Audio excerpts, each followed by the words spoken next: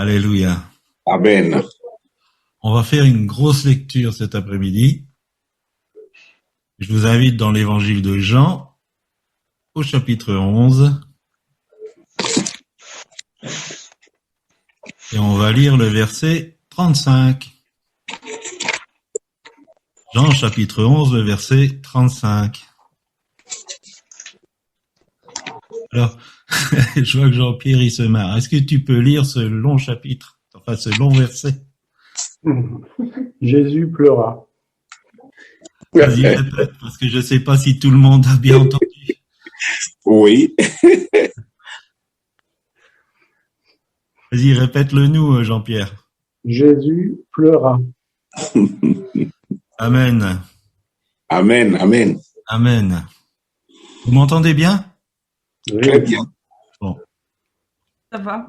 Alors, on vous l'a certainement déjà dit, ce verset, Jean 11, 35, c'est le plus court verset de la Bible. Alors, j'imagine que Dieu nous envoie un texto. Avec ces deux mots, Jésus pleura. Alors, ce texto pourrait contenir Jésus sauve, Jésus guérit. Jésus sauve. Et non, ces deux mots, c'est Jésus pleura.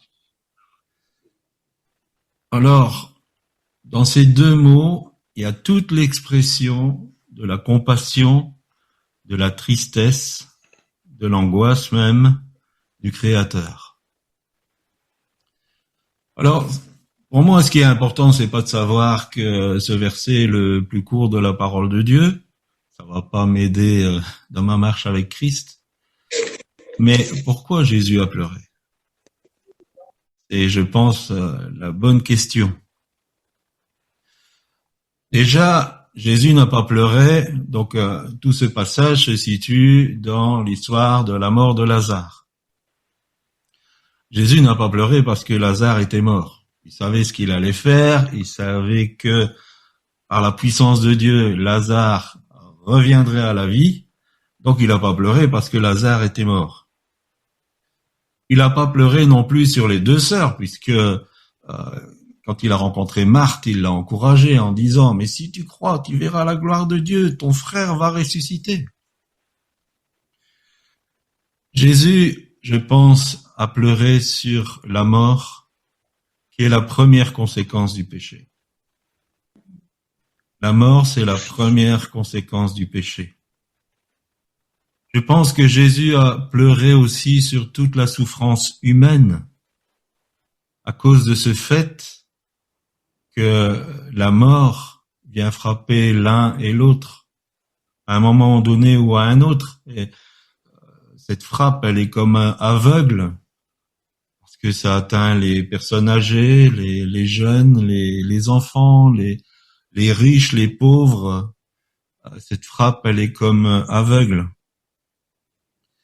Jésus a aussi pleuré sur toute l'incrédulité qui se trouvait autour de ce tombeau.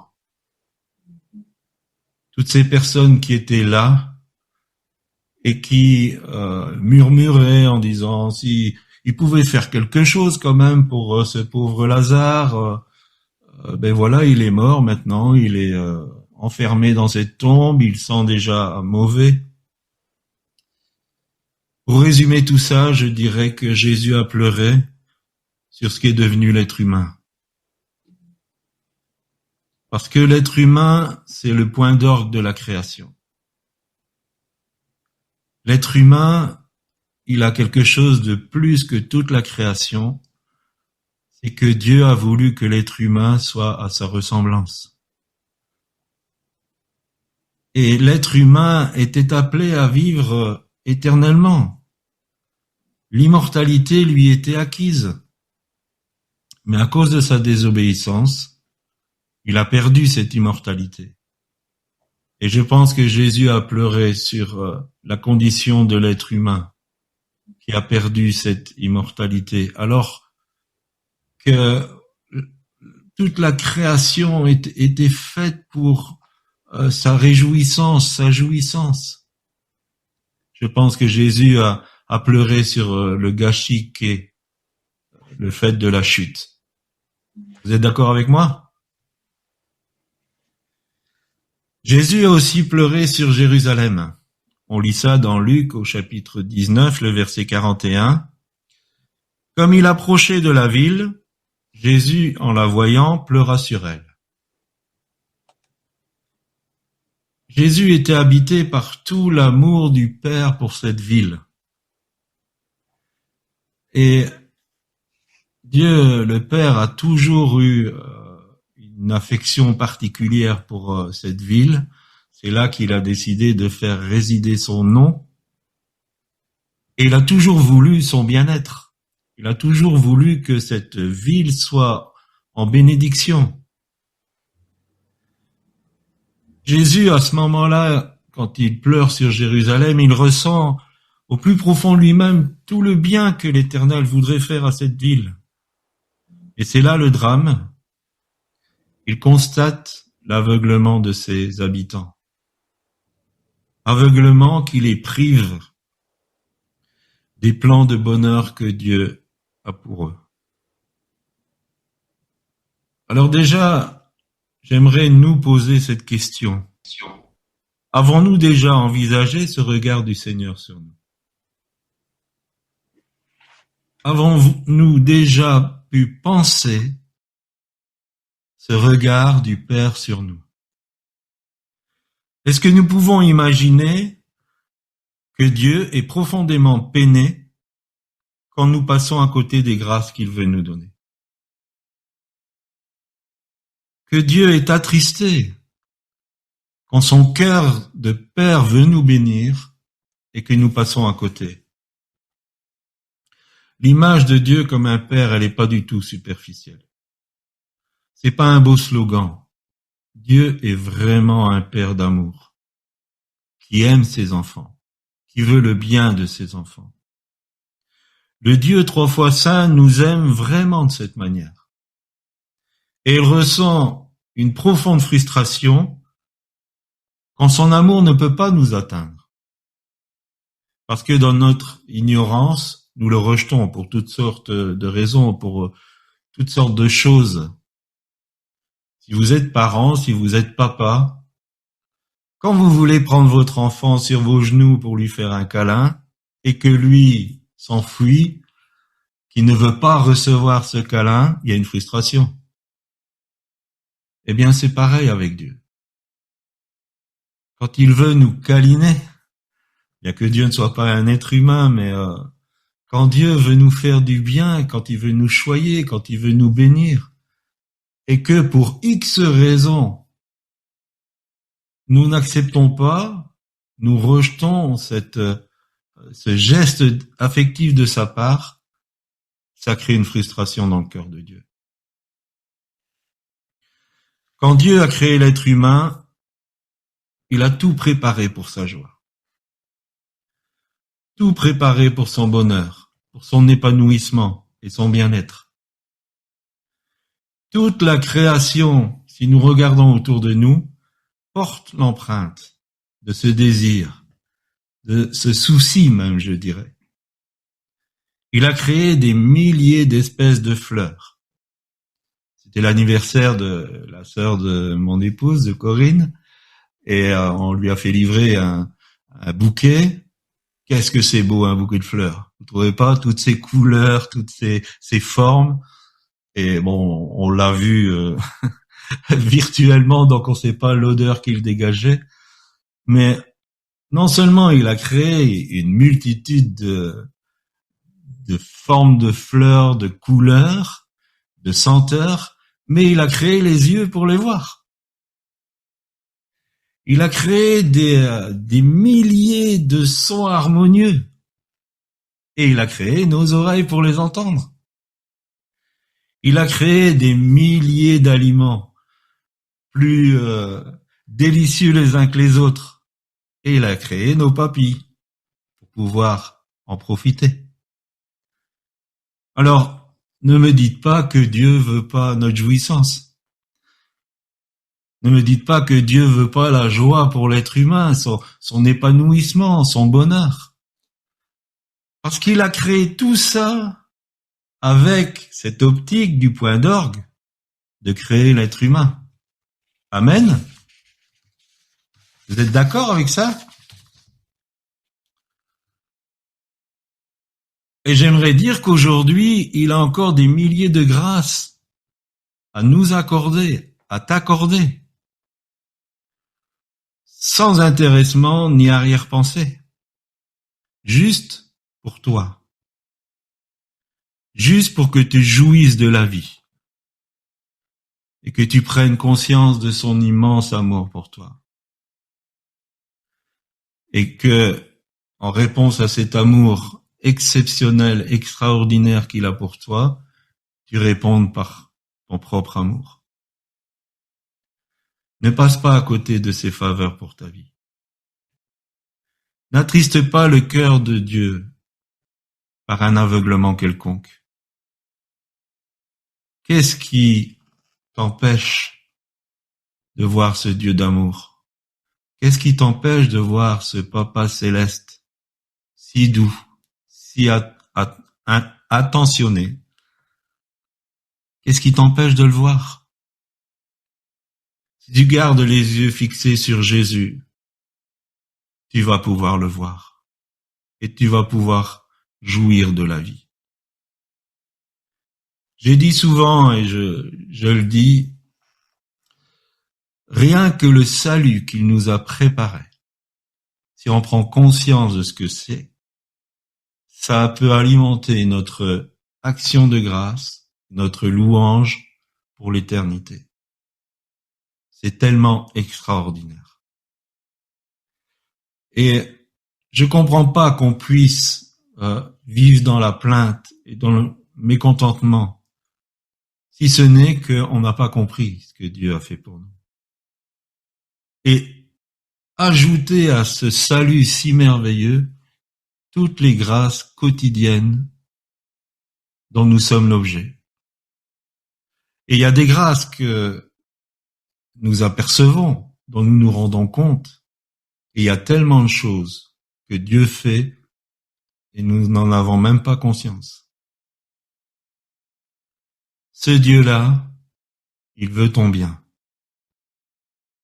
Mais à l'exemple de l'expérience de Pierre, qu'on peut lire dans Matthieu chapitre 14, verset 30, quelquefois nos yeux sont sur le vent, sont sur la mer agitée, et on perd Jésus de vue. On perd l'auteur de notre salut de vue.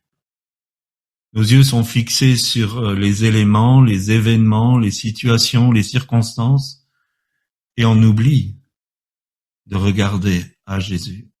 Mais si nous restons les yeux fixés sur Jésus, nous allons pouvoir voir toute sa grâce et toute sa compassion pour nous. Jésus a aussi pleuré sur Jérusalem parce qu'il voulait la rassembler sous ses ailes. Combien de fois j'ai voulu te rassembler sous mes ailes, comme une poule rassemble ses poussins. Est-ce que nous allons dire, oh mais Seigneur, je viens pas sous tes ailes parce que un tel qui est sous tes ailes, je l'aime pas trop. Je ne viens pas sous tes ailes parce que moi je préfère aller sous les ailes de quelqu'un d'autre. Acceptons l'invitation du Seigneur. Laissons-le nous couvrir. Genèse chapitre 1er verset 2, l'esprit planait. L'esprit planait sur les eaux. Le Saint-Esprit plane. Il veut nous couvrir. Il veut planer au-dessus de nous. Il sera en nous, il sera avec vous, mais il sera aussi sur vous. Allons nous réfugier sous les ailes du Seigneur. Et comme Malachie 4.2 le dit, car sous ses ailes est la guérison. Jésus pleura. Est-ce qu'aujourd'hui Jésus pleure?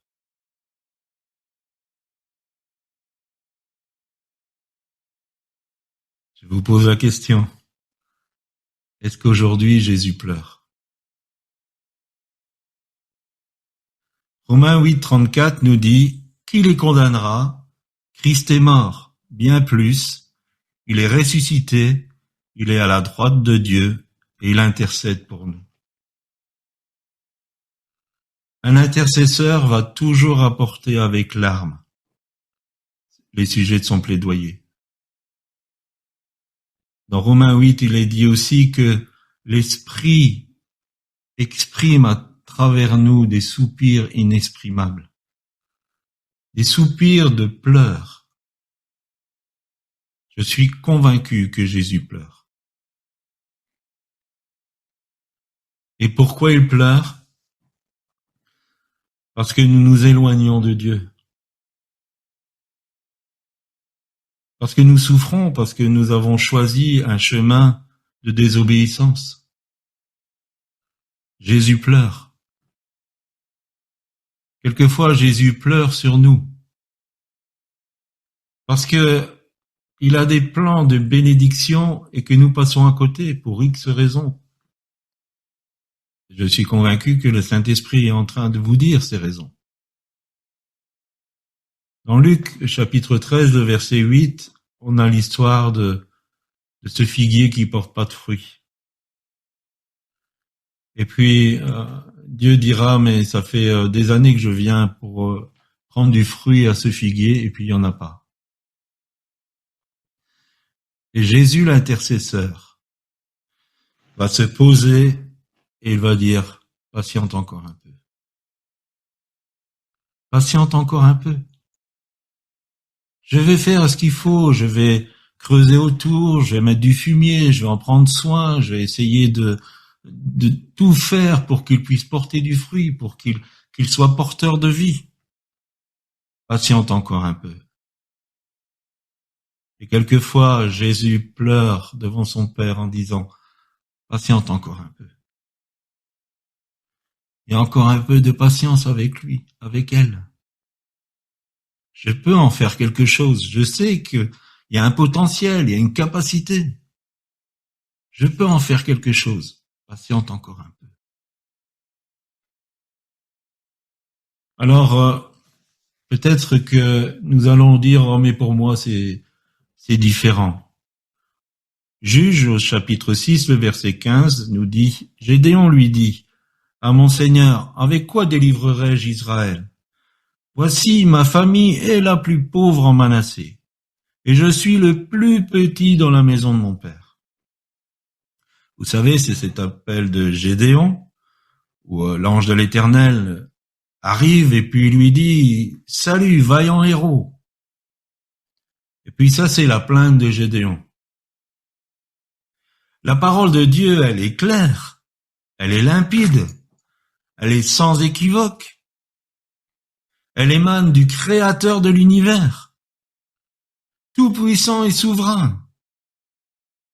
Alors dites-moi pourquoi nous avons cette tendance à la contester. Quand l'appel de Dieu vient sur nos vies et que Dieu veut nous utiliser, qui nous donne un rêve, qui nous donne une mission, pourquoi nous commençons à contester? Combien de fois nous nous cachons derrière « Oh, mais pour moi, c'est pas la même chose. » Non, pour les autres, je comprends. Pour eux, je veux bien admettre. Non, mais pour moi, ma situation, elle est différente. Tu la connais pas, mais pour moi, ça va pas marcher comme ça. Et l'Éternel dit à Gédéon, « Tu es un vaillant héros. » Alors voilà, je paraphrase un peu sa réponse. Tu te trompes, Seigneur. Moi, je suis pas un héros. Ce qui se passe dans ma vie est différent de ce qui se passe pour les autres. Moi, ma famille, elle est pauvre. Je n'ai aucune considération ni autorité dans celle-ci. J'ai entendu dire que tu faisais des miracles, mais dans mon cas, il n'y a pas d'espoir. Excusez-moi de paraphraser un peu Gédéon, mais c'est exactement ce qu'il est en train de dire. Il était confronté à l'appel de Dieu. Alors, il faut pas croire que c'est de l'humilité de répondre comme ça.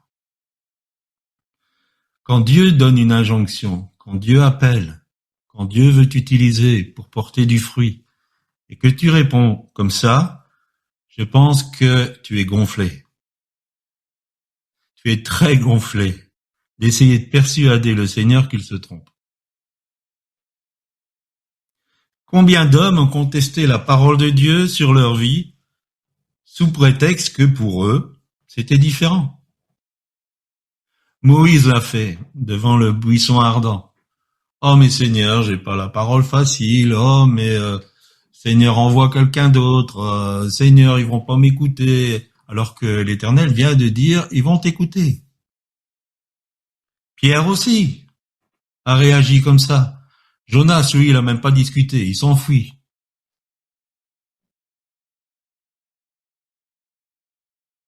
Comment nous réagissons quand Dieu nous appelle?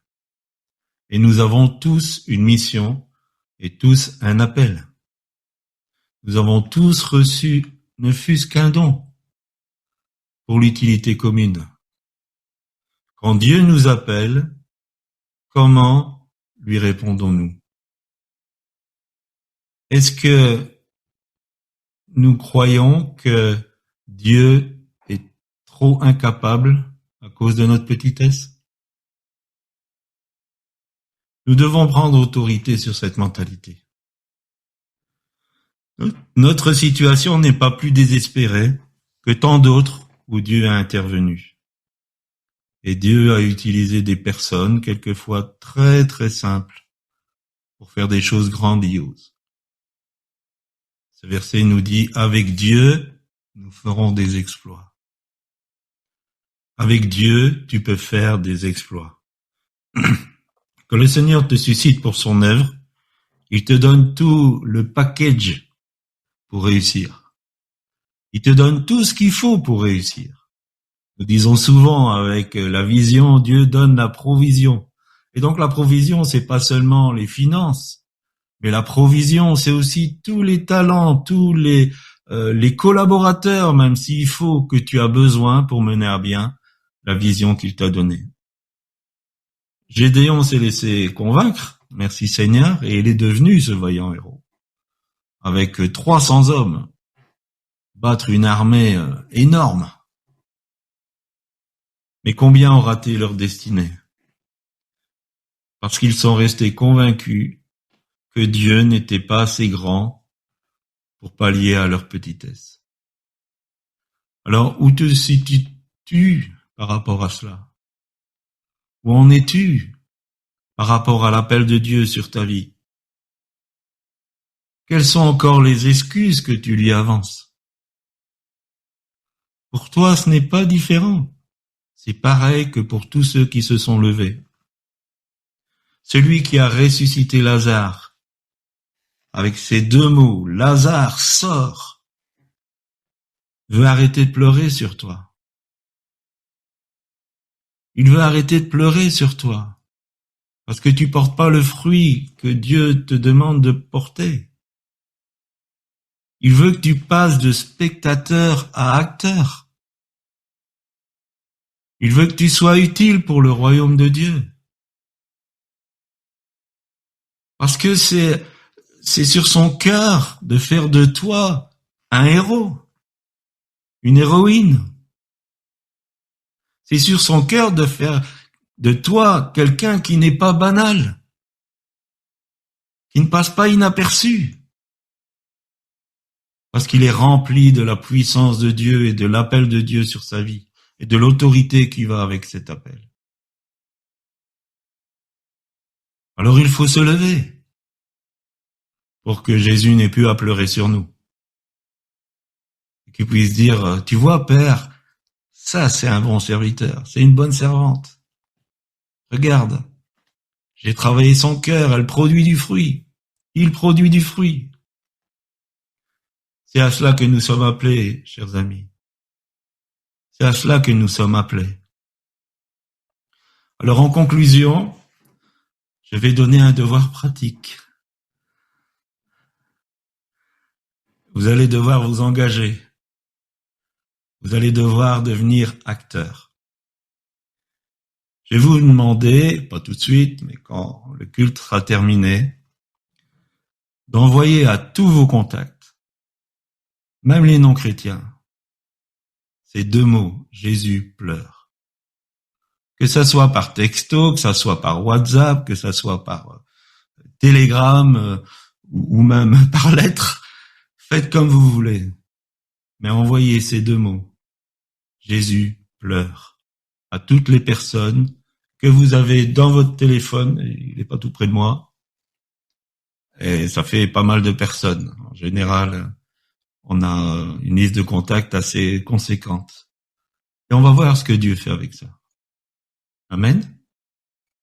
Attention, si vous dites Amen, ça veut dire que vous allez le faire. Passons de spectateurs à acteurs. Envoyons ces 2 mots et voyons ce que Dieu et le Saint-Esprit va faire derrière cela. Et nous allons prier si vous le voulez bien.